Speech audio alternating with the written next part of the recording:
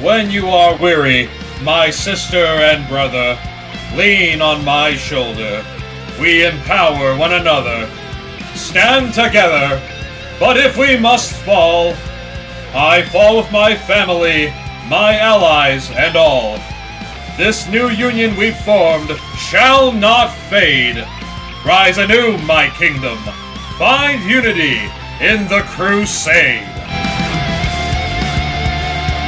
Such a charming pair of double Ds to visit my realm, and pleasant conversationalists too.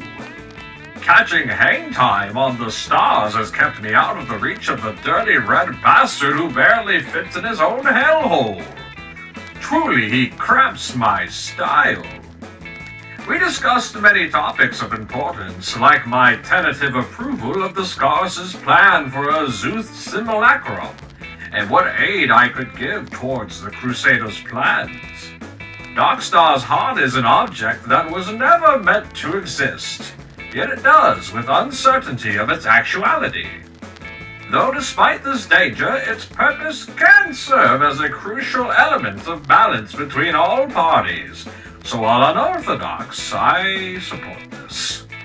Thus, I have infused Vegamite into the heart, giving it a durable structure and allowing it to focus the primordial energies into it far more effectively.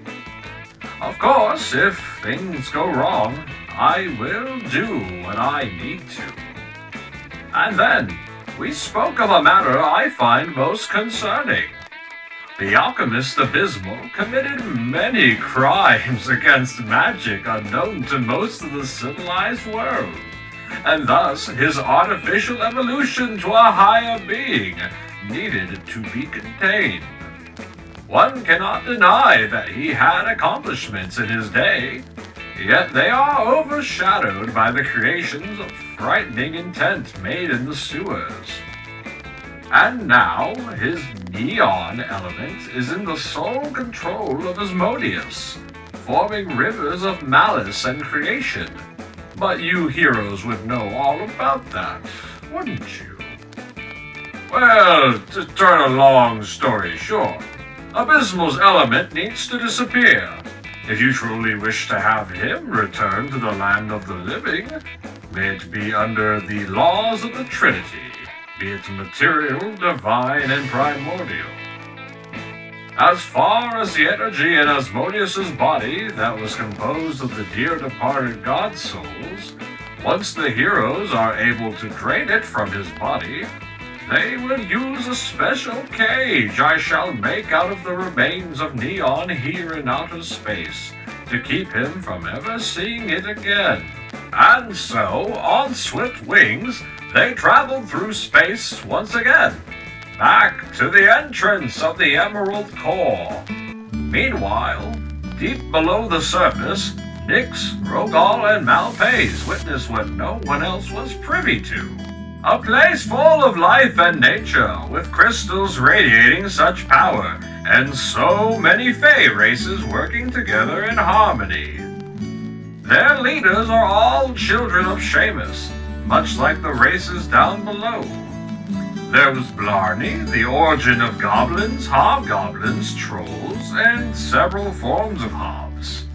Riversong, an uncorrupted water elemental through strange origins, her mysticism extends beyond just those associated with Alizair, even hearkening powers of those of a lesser genie.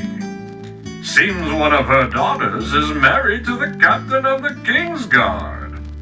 Patrick Stonebrew, the origin of dwarves and more earthen races, progenitor of the Stonebrew clan of dwarves scattered across the material plane, and even one in Darkhaven under Vlad's care.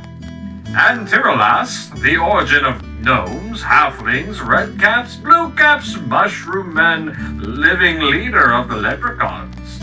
They hold more powers and secrets than they let on, but some have metallic sheens to their skins and elemental affinities beyond the Lord Seamus alone. They dig and handle the minerals and plants below the earth, along with propagating all forms of organic life. After a long conversation, they were caught up to speed about what has come of the world in its 10th cycle, and were invited by Nyx and Rogal to live amongst the people. The Scaris and Arrakis arrived to also meet the inhabitants. To accommodate their lifestyle, Mortimer shall reform the continent once more to allow access to the core from within the capital. And naturally, they wish to destroy Asmodeus just as much as every other being. Knowing that Leonari would be their king, they swiftly accepted their destiny, and are now considered eternal allies. Party on, dudes, and be excellent to each other.